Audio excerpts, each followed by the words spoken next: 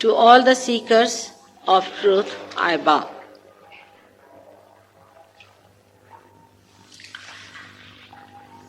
Dr. Reeves has spoken rather strongly today. I think he is a very great Australian. To have that kind of a wisdom, to see through the nonsense and the mockery that people were inflicting on simple, naive seekers from abroad. It requires a great intelligence and common sense to see through that. But the greatest of all is the desire to do good to others, to be touched by the agonies of others, to be upset what others are suffering. This is the biggest thing that really brings you to the right point of understanding.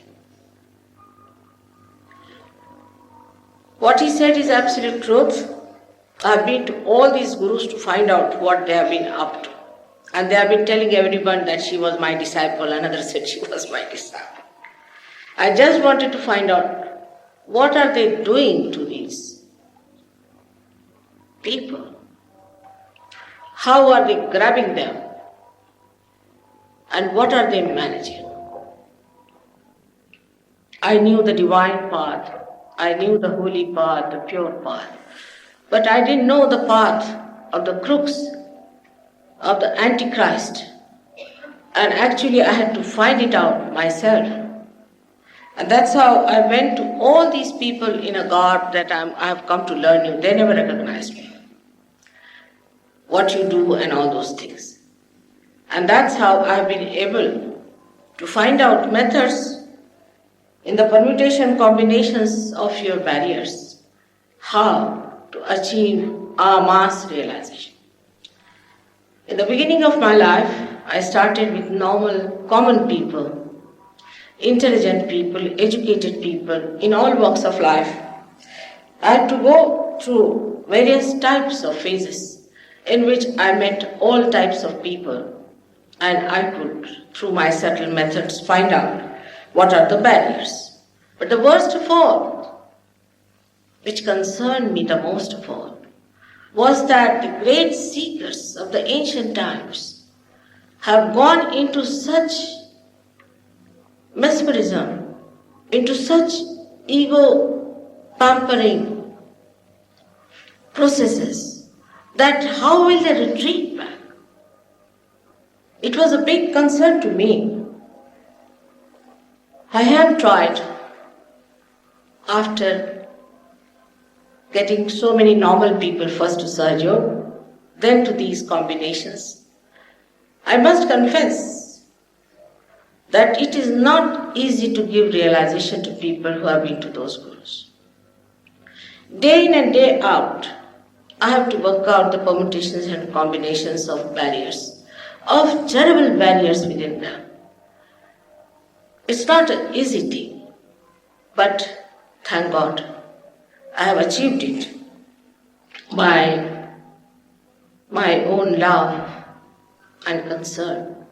Still, I must tell you, those who belong to some guru are very difficult people for realization. Last year in Melbourne, we had about, 50 people like that. And it was impossible to give them realization.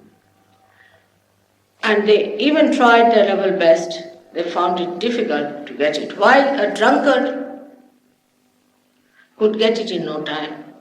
An alcoholic could get it in no time. A prostitute could get it in no time. Can you imagine what harm is done within yourself? That it is not easy to give them realization. And even if they get realization, because they are so ego-oriented, they fall back, they mock, that's the only thing they can do. They are at least bothered about their own realization. They are not bothered. They are identified with that idea that they belong to some sort of a cult. And they always try to be with them. Even in Perth we went, Then in Adelaide, I found some of them are paid by gurus to come and disturb us. To that extent, these people who are seekers of God are going down. They have no eyes, no sensitivity to feel what is the truth. And they are not bothered about their own well-being. This is the worst thing that is happening to them. It's a thing of concern every time I have an interview anywhere in Australia or America, anywhere. They ask me such questions that why not your government stops these things? Why not your government do something about these people? They have amassed so much of money. This Muktananda now, we have learnt officially, has got 60,000 rupees worth of diamonds, and both the disciples are fighting for it. Still, you see, it is impossible for people to accept that whatever has happened. It's a naiveness we went into. Let us get to the real thing. They just can't think of it. And anything that Guru says, they listen to it. Not even logically think about it. Moreover, if you talk to them, they don't know anything about reality. Now, as you have seen Warren, then you have seen William, there are all these Sahaja yogis are equipped with complete knowledge about Kundalini, how to give realization, how to cure people, what are the problems. I mean, William, I have never told him anything about it as such. But he has given realization to so many people in your Melbourne. So you start manifesting your own powers and you don't live on some sort of an ego that you belong to some cult or anything, but you belong to yourself. Every individual becomes a beautiful flower. That's what we have to expect within ourselves. That's what really you are seeking. Not to be called into this guru or that guru, but your own guru within yourself is your spirit, is the Shiva's spirit within you. Today, of course, he has already told you about these 3 centers which I would like to deal with you. The first center that I dealt and the second and third are very important. But these higher centers are playing a very vital role in our being. The one which is the heart center is looking after the security of God's children. When a person sees something horrible, this center starts pulsating fast. Till the age of 12 years, the sternum bone, which is placed in the ribs here, as you know, creates antibodies to fight any invasion within, whether mental, emotional, or physical. These antibodies get distributed till the age of 12 years throughout your body. And when this sternum gets the message, it starts shaking and it communicates through no nerves or arteries or veins, any connection known so far to these antibodies that they should all fight. They fight the disease, they fight also the things what we call possessions. They also fight your own mistakes. That's why this is a very important center within us. If a lady is an insecure woman, if she feels insecure, then this center is always in a pulsating mode. And that's how it makes all the antibodies very tired, because they are all the time in a state of emergency. Also, these cults have used this method of putting people onto emergency. give them exercises by they jump, jump, jump or something like that.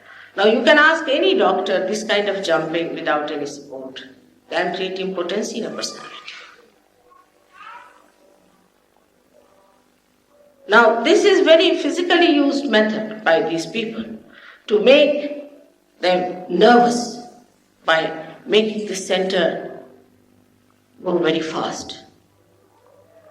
Now, when these antibodies are tired, they become absolutely numbed down and they cannot find any strength to fight any aggression.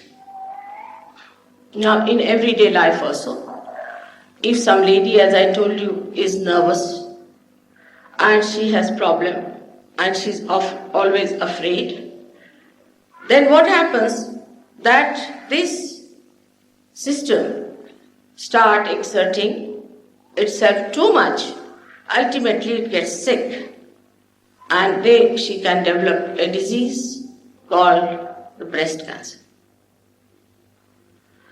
This breast cancer is very common nowadays among women in the West.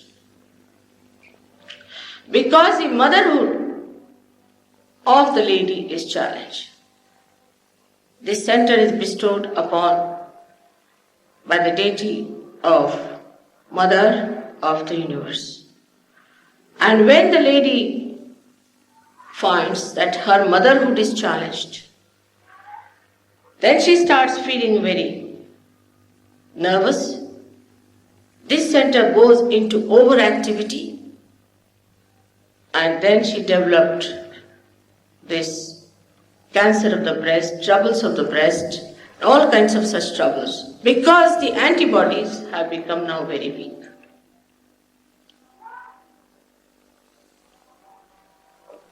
On the left-hand side of this center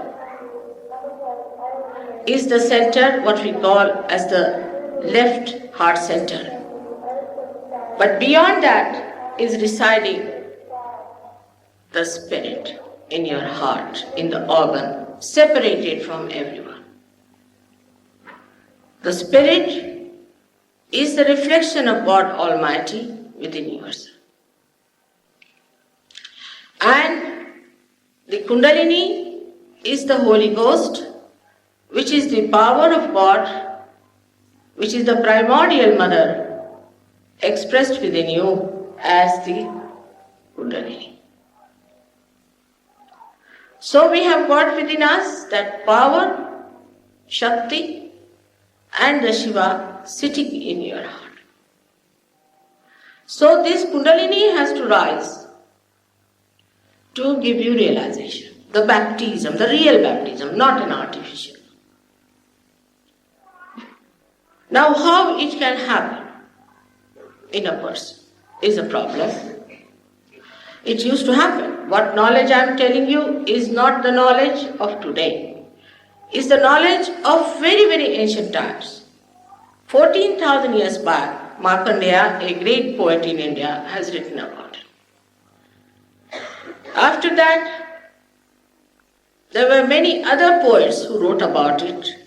Till in the 6th century, Adi Shankaracharya very clearly wrote about the Kundalini and its awakening. Nobody has said so far from those ancient writers that Kundalini gives you any problems or she makes you dance, jump and all that is all modern nonsense. Traditionally, nobody has said so. 6th century is the time when Adi Shankaracharya incarnated on this earth. Buddha got his realization without doing any dancing or anything. You know for definite. So this new idea of all these happenings are come by a generation of these horrible people in the last 50 years. I would say there has been a holy trinity as well as an unholy trinity. These people preceded the others who were to come to execute what they wanted to do. These antichrists had two type of things, because how to neutralize also the writings of the ancient times.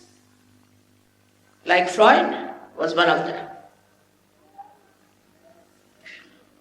There are some more. They came down like this and wrote some things to uproot human beings completely, first of all, from reality. And then another lot came in for using that as a written thing for them, because writing is something great. And then preaching what these people have preached, using that as a base to express themselves. I say all hand in gloves knowledge. But if you read any ancient book, which many are not translated, because nobody is interested in that. They diverted all our attention from the sublime to absolutely wretched life. And this uprooting has taken place because these are antichrist activities. They are all joined together. They never talk against each other. That's one thing great about them. And Christ has said that Satan is not going to talk against his own house. They praise each other, meet each other. I've seen them behaving like that. Give them presents, this one gives presents to another. The big fraternity exists between them. Great fraternity, no problem between them. But the real saints in India who are living in the forest and Himalayas, into the hills and dales, I should say, hidden away from you people, are just quite aware that these are antichrists. The first thing that happened when these people started manifesting themselves, India is very good at astrology. So as soon as their birth date came in, they just cast their horoscope and said, now let's see what's in their horoscope. So most of them changed their birth dates also. Nothing consistent. And when you ask them why you're not consistent, so they said change is the way the life is. But that is life. You are talking of something eternal. How can eternal change?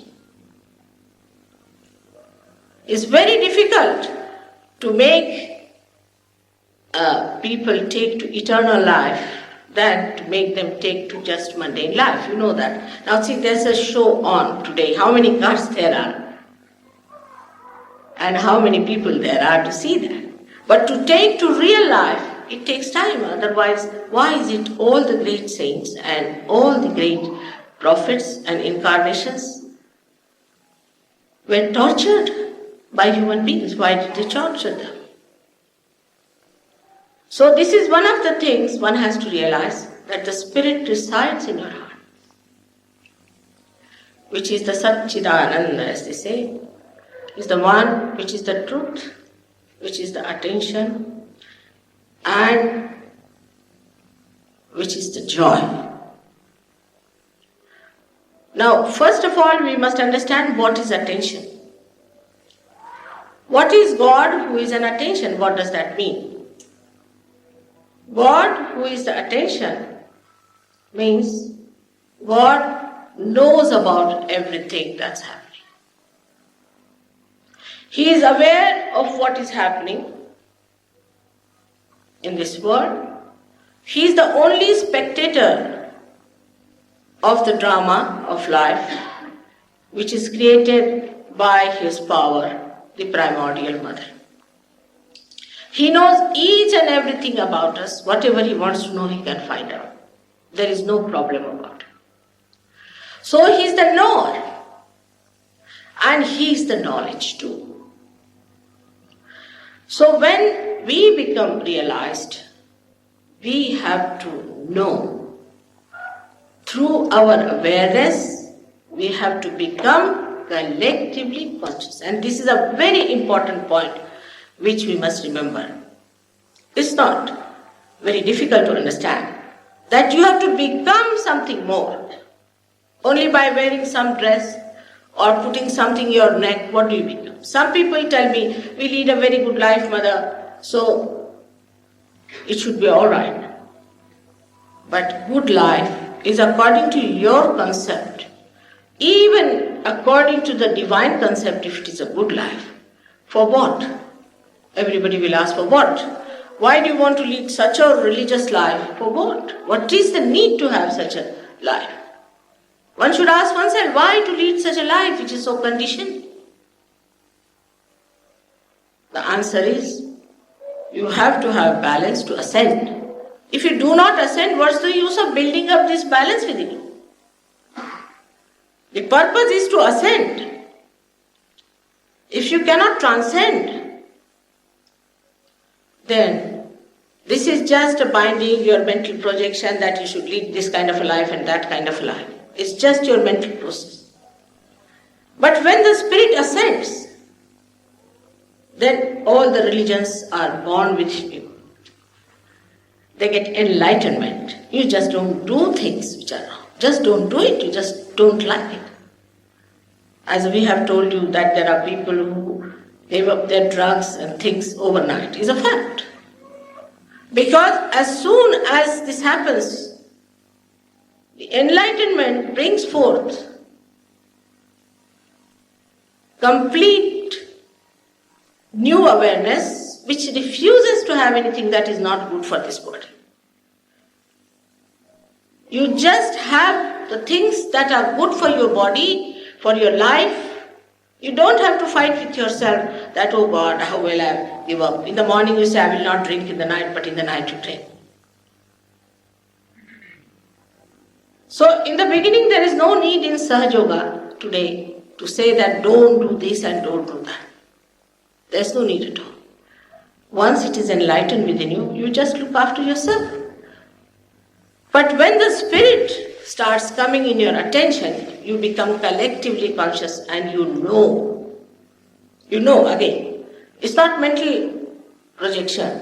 You know about yourself. You know what centers are catching on your fingers. You can fingertips. You can say, you know on your fingertips. And you know about others also. And also if you really learn the complete technique, which is very easy to learn, within a week you can learn it, you can help another and yourself very well to rise above this level to a higher level. People have all kinds of fears these days. It's a very abnormal situation. They don't have any joy, only fear. They live with fear. They were telling me there's a person who cannot give out in the space, there's fear of even breathing bad oxygen, then they have fear of germ touching them and all those things. They have lost confidence in life. By awakening of this center within you, you become absolutely a normal person. You have no fears. Because nothing that is wrong can attack you. You are well prepared for it. There's a strength within you which really makes you very confident. That's why this center is very important for us to know that this center gives us that strength, that confidence. The other day, every program, they asked me another question. What do you think about Australians? Which is a very, very common question I found. I said that they are great people, very nice people. But they lack only one thing, is complete confidence in themselves. They haven't got that confidence that they should have. They are not aggressive people. They are not worried about aggressing other territories or anything. But a kind of a diffidence is still in them, which they should get rid of it. Completely. You are the people who belong to God. And why should you have any diffidence about it?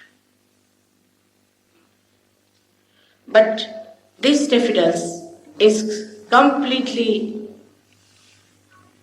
finished when you get this center awakened within you.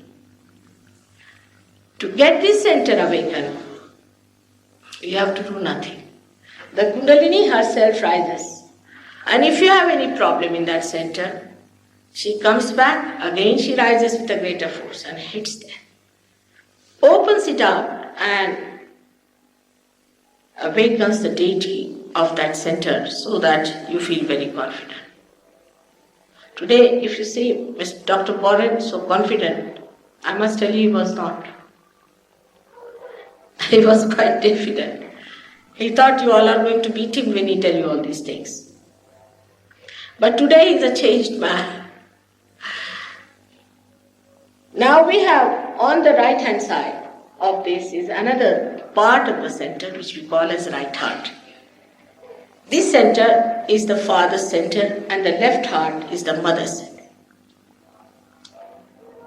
So if your fatherhood is challenged in any way, or also husband-wives, we can say like that. If a husband is not loyal to his wife and is playing tricks with her, he gets this into trouble. But physically, he feels it very much because he gets asthma from it. Asthma one develops. But this is more a center of the father. If the fatherhood of the person is not all right, for example, if a girl has lost her father and she has never seen him, she might develop asthma.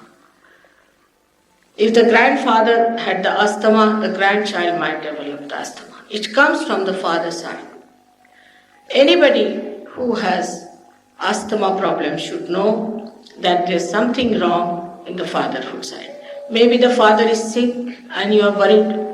Maybe you are a good father, but the son is not all right, so you are suffering. Anything like that, see, could be responsible for this asthma. But if the deity here is awakened, you can be all right and you can get rid of your asthma quite all right. On the left-hand side is the center of your mother. If the mother has died very early, such a person is a nervous person, and such a person also doesn't trust anyone. He can become secretive by nature, sulking type. He may not open his heart to anyone because he doesn't trust anyone. Some people who have no mother, whom they have not known, can become extremely cautious by nature because they think they have to look after themselves. Extremely cautious. But with Sahaja, you can awaken this center and you become a complete personality without any fear, without any nervousness, and without any malice to your parents. Actually, after Sahaja, I found many people who have just forgotten their parents, had been very angry with their parents, given them up, could not forgive them, went back to their parents. We had a French girl in England who had not seen her mother for 18 years. And the mother was alone, a widow lady. But after the realization, she has a tremendous feeling. She went back and looked after her mother and also started doing Sahaja Yoga there. It's a very, very common thing that you start expanding your heart to others. You start loving other people. You start understanding them. I know of a man in America, I gave him realization, and he said, most surprising, I went to the race this time. I said, this would be the last I go to the race. And there I find my uncle, and I wished him, and he was amazed. He started looking at me because I had not wished him all these years at all. He just started, he was quite amazed at my attitude, and now he has become a great friend of mine. So the friendship, which is a pure friendship, is homosexual and all nonsense. But a pure friendship based on pure relationship develops. And then you don't feel insecure. In a society where even a mother's love is challenged, one would feel extremely insecure in a thing like that. If a mother has to love the child, she has to think, I hope there is no bad feeling in my mind. In America it happened. There was a little boy of 8 years, just a little boy of 8 years. And her mother said that he has started taking lot of drugs and things. And these drugs have created a problem for this little boy of 8 years, can you imagine? So I couldn't bear it. I just took the boy to my heart and I kissed him. He said, "Mother, this is never done to me by my mother." So I asked the lady, "Why didn't you do this to your child? He's only 8 years of age. Doesn't he love your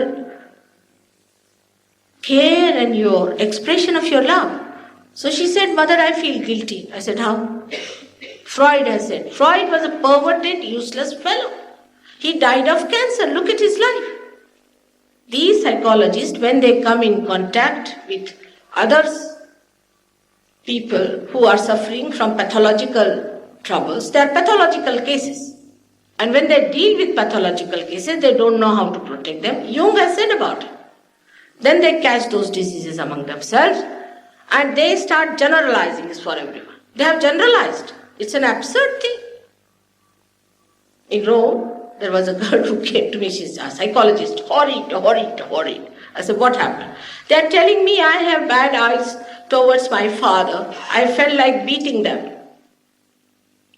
It's all absurd things. You see, to create, this is Antichrist, to create a feeling of enmity, that everything is perverted, polluted, is so pure. In India, nobody can understand this. Thank God, these Freud and all these people just touch the periphery of India and it's like an elephant. So nobody is there and it's just gone. Nobody believes in it. So, I have to tell you this, that there is no such thing as polluted relationship or bad relationship. It's all pure relationships. We must understand we are not animals. Even animals have got sense.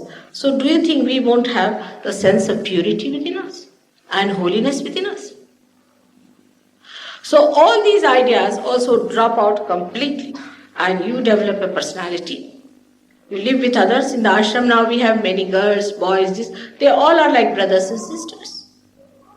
There is no problem on that. Now we have the other center which we call as the Vishuddhi Chakra. This is a very, very important center which is bestowed upon by Shri Krishna himself. The right heart by Shri Rama and left heart by Uma, or we can call her the wife of Shiva. While the center heart is bestowed upon by the mother called Jagadamba, who is the one who helps people to cross this ocean of illusion and to protect. This is the Divine Mother. The other day you were asking me about Divine Mother. This is one of the glimpses of her. So now the other center which we have here is very important center called as the Vishuddhi Chakra. This is the center V, Shuddha. One is Shuddha means pure, but V, Shuddha means absolutely pure. This has got 16 petals, as we have got the cervical plexus expressed in the gross, which has also got 16 subplexes. It tallies with medical science completely. Now this Vishuddhi Chakra is bestowed upon by the deity of Shri Krishna. Shri Krishna is the one which is the evolution of the Vishnu Tattva from there upward to the state of primordial being. He is the one who resides as the primordial being, as the whole, as Akbar. When Muhammad Sahib talked of Akbar, he talked of Shri Krishna. This is the finger which represents this center. And he said, put these into your ears and say Allahu Akbar, you get in connection with the Virat. Now what Sahaja Yoga does is to make you in contact with the whole. It makes you in contact with the whole. It's not that it limits you, but it makes you one with the whole. So one must understand that what you have to achieve in your realization is just not talk of Shri Krishna, just thinking, singing about, which is absurd. People don't understand that in Oxford Street we find people with all these nonsensical things going on, begging, asking for alms. I feel it's such an insult to Shri Krishna that people in his name are begging. But it's done in all religious movements that people beg in the name of God. There is no need to beg. first you equip yourself with the blessings of God, then there is no need for you to beg at all. And begging is against God's realization, against self-realization. You must have self-esteem. That's one thing very important. If you do not have self-esteem, you cannot get realization. Why should you go on the streets and beg is absolutely absurd. It's a showing off thing, which is of no use to yourself. By doing this, you are really corrupting the name of Shri Krishna. But if you take to the right path, if this center is awakened, your hands become connected with the primordial being, and your hands become collectively conscious. Medically, they accept that the extremities have got something to do with the sympathetic nervous system. That far, not more than that. But in Sahaja Yoga, you'll be amazed that the vibration starts flowing through your hand when you take the name of Shri Krishna. And these vibrations, when you want to find out what are these, then you will be amazed they relate to your centers within yourself.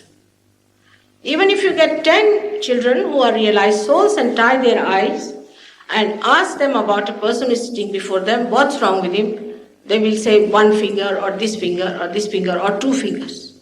Because you can feel the charring. You can feel sometimes a kind of a heat. Sometimes you may feel the numbness. If you feel the numbness on your fingers, then you must know that the person has to die.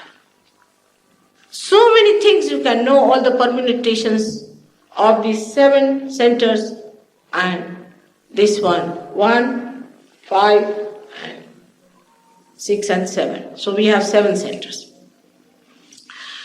To understand about the centers, first you must get your realization. That is important. In the beginning you will find the vibrations are coming, going, coming, going. It is not steady. First you must steady yourself. Then you can find out from your hands what are the centers catching. Because these vibrations are nothing but the power of God is flowing through you. They understand these vibrations, they coordinate. They are life's force. They are the one who create all these living things, like they are the one who sprout a seed, they are the one who transform the flower into a fruit. All living work is done by these vibrations, which is called as Chaitanya, Om, Ru, cool breeze of the Holy Ghost, and all-pervading power of God. That starts flowing through you. First time you feel them. Yesterday many people felt it, and people were very happy that so many felt it, because that's a sign that here many people are going to get realization. You don't have to go anybody. You have to just practice a little bit and find out. You'll become such an expert. One person in India who got realization has so far given realization to at least 10,000 people in a village. Many villages. He's a very ordinary man. We wanted him to come, but there was a kind of a visa problem, so he could not come. He's a very simple farmer. And he got his realization, and he knows so much about Sahaja Yoga that you'll be amazed. He has not been to any university, to any college or anything. But he's so knowledgeable. Because once you have these vibrations, they guide you. So, the spirit sitting in your heart guides you and tells you what is right and what is wrong. If you have to ask a question, Mother, is there God? If you ask this question, immediately there will be a tremendous flow saying that it is there. Now, how to understand that these are the vibrations of God? Also, this question can come. We can judge them relatively. For example, in one of the programs in Pune, people invited me to speak in a place which was owned by Brahmins, and they opposed it. They said, she's not a Brahmin, so we will not have her here. So they said, all right, we'll publish in the newspaper because her name has gone in the newspaper. We'll tell them that these people are so Brahminic that they don't want to have her. Of course, they didn't want to have that bad name. So they said, all right, let's have her. These people never told me what had happened. Suddenly I said, those who think who are Brahmins, come down. So 4 or 5 of them came and sat before me. These are Brahmins without knowing the Brahma. So I said, all right, put your hands before me. And they just started shaking like this, going back. I said, what's happening to you? So they said, Mother, you are Shakti, that's why it is happening to me, to us.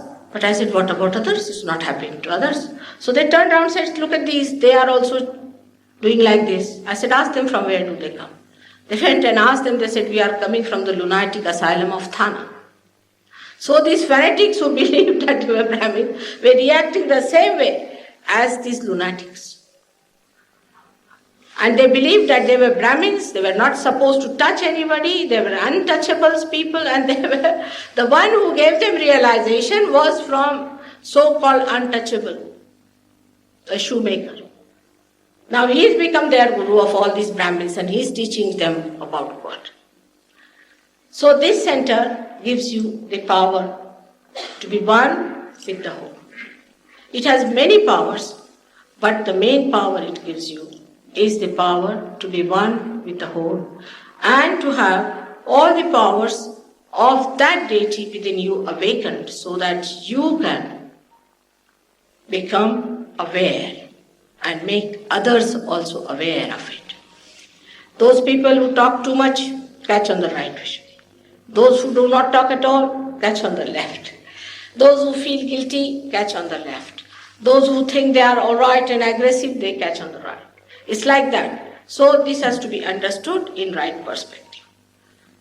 That if you misuse this center, what happens to you? So how you should give yourself a balance to improve that.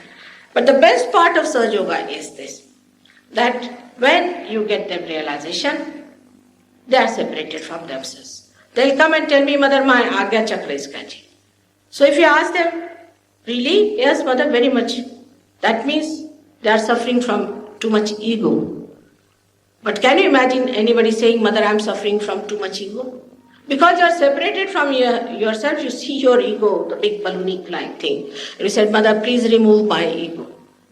That is how people talk to me. They will tell me, Mother, I talk too much, that's why my right Vishuddhi is catching, you better cure it. I must stop my talking too much. So you start correcting yourself because you get separated from yourself. You become the spirit and the rest you see. Like I see my sari, if there's a spot, I would like to clean it. I'm not identified with the spot. So that's how it happens. You are no more identified with yourself and you start seeing the faults in you and you try to correct it. That's how you become a beautiful person, by your own attention, not by anybody else. It is you who has to do it. Now we have a very important center here called as Agya Chakra. This is bestowed upon by the great incarnation of Lord Jesus Christ. We have no idea as to how this incarnation has come on this earth. Because if you just read Bible, it is a little bit of Christ we see. They allowed him to live only for about 4 years to talk to people.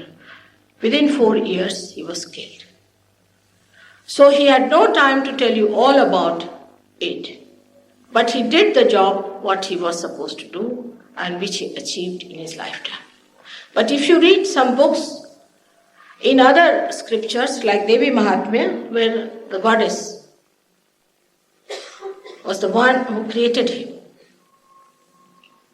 and how she created, and what she did to him, and everything is given in detail. And in every detail you will be surprised is the life of Christ. Only thing there he is called as Mahavishnu and not as Christ. But even the name of Christ comes to him from the same heritage, which I was telling you, that his name was Yesu, not Jesus. Because in the Bible I get myself confused when I read that Anna was not Anna, it was Hannah. John was Johann. Every name has been corrupted in the English Bible. In the same way they have corrupted Christ's name, Yeshu, into Jesus. Actually, they call him, some people of course call him Jesu. This is the name given to him by Shri Radhaji, the one who was the power of Shri Krishna. She is the one who gave him this name because she was very much indebted to the foster mother of Shri Krishna, who was Yashoda. And that's why she called him Yeshu. Yeshu is the word in Hebrew language. And we call Yashoda as Yeshu. Also, some people in a what you can call in a country language also call the same thing as Jesu. You know that Y and J is always sort of brought together in that way. Like Yugoslavia, they call it Yugoslavia. So his name Yeshu came from that, and that's how he was created a special one. In the Devi Mahatmya it is said that Krishna has said that you will become the support of the universe. Now, in India, people and seers were waiting for Mahavishnu to come and tell them that Mahavishnu has been born. But the people who went to India, they had Bible in one hand and a pistol in another hand, or a big gun, or maybe a huge big cannon. And that's how they entered India. And they said that you must get converted. Now, what is a conversion? God alone knows. You can take a donkey and put a thing on that, you are a Christian. You don't become a Christian. That's how they spread Christianity throughout India, which was all absurd type of Christianity. I was also born in one of the Protestant Christian families. My father was a realized soul, my mother was another. They were very learned people. And my father told me, God, look at this now, what are these Christians doing to Christ? And he was the one who fought for independence. He went to jail, my mother went to jail. And he was member of our Constituent Assembly, Parliament and all that. But Christians only started recognizing him when he became a member of something or a mayor of a place. They had no other idea of a person that somebody has spiritual endowment or any sort of a spiritual powers. Now, in our family, we were very much with Gandhiji. All of us sacrificed a lot for the country. And my father decided to marry us all out of community, not among Christians, because he thought these Christians are so much worshipping these missionaries. They would even pray for their health, the health of their dog, and health of their umbrellas.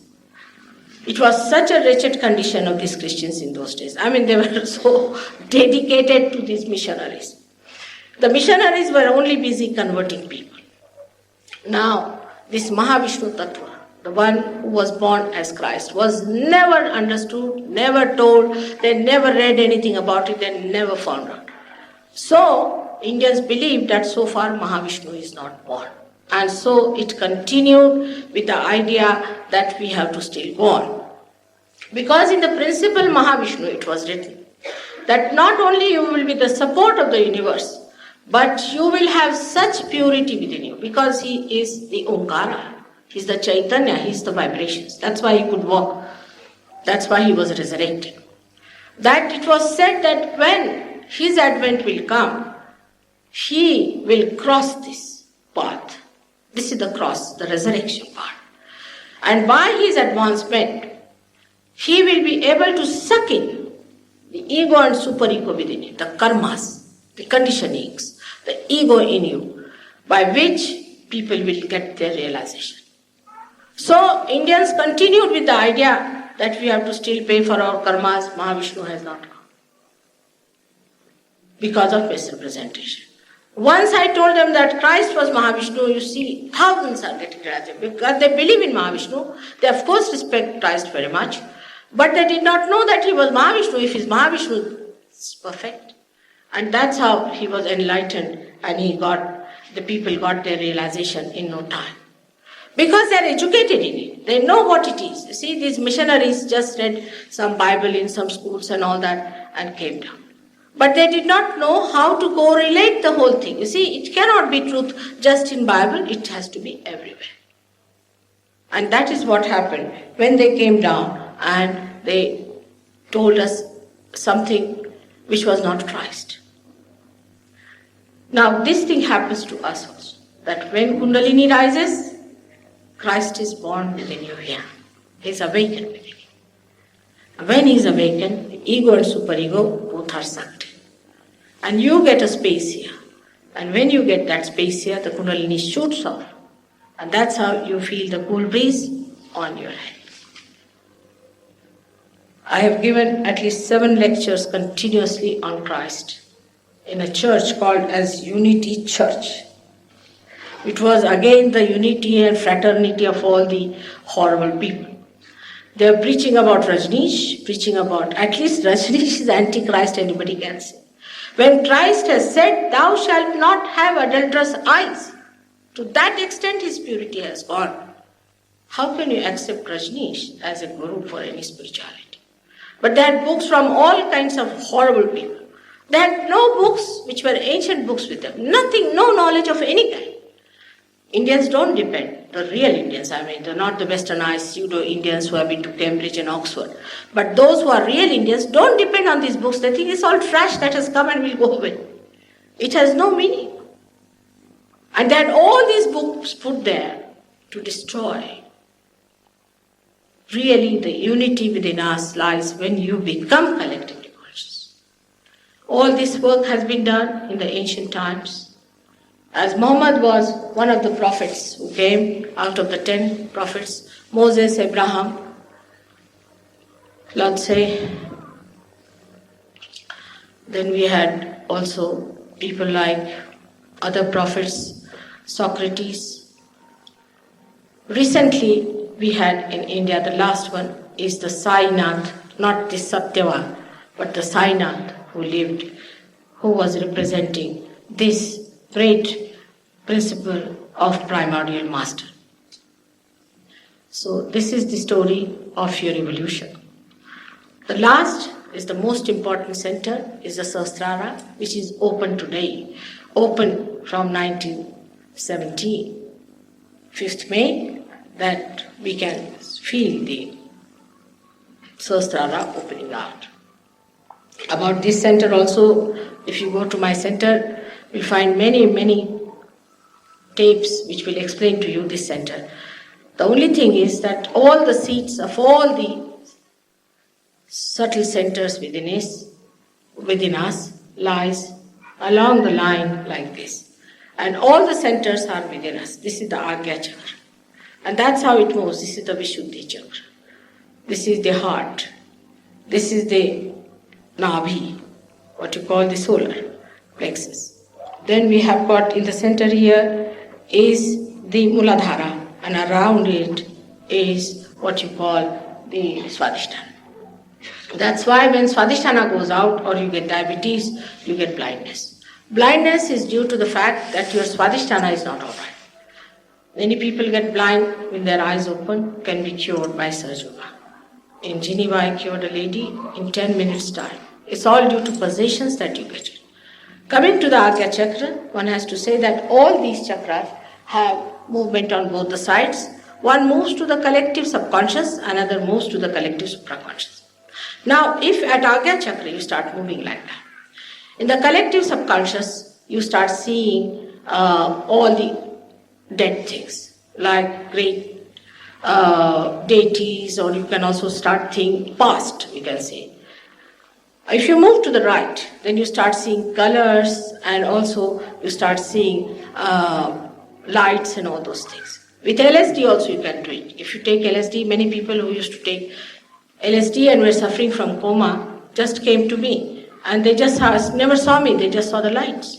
So that is not the right thing, to see me as light or as some previous deity. Is to see me as I am, is the present. So we have to be in the present. Sahaja Yoga brings you to the present moment, by which you enjoy every moment of life in its all dynamics.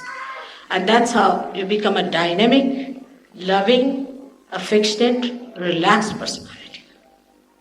May God bless you all.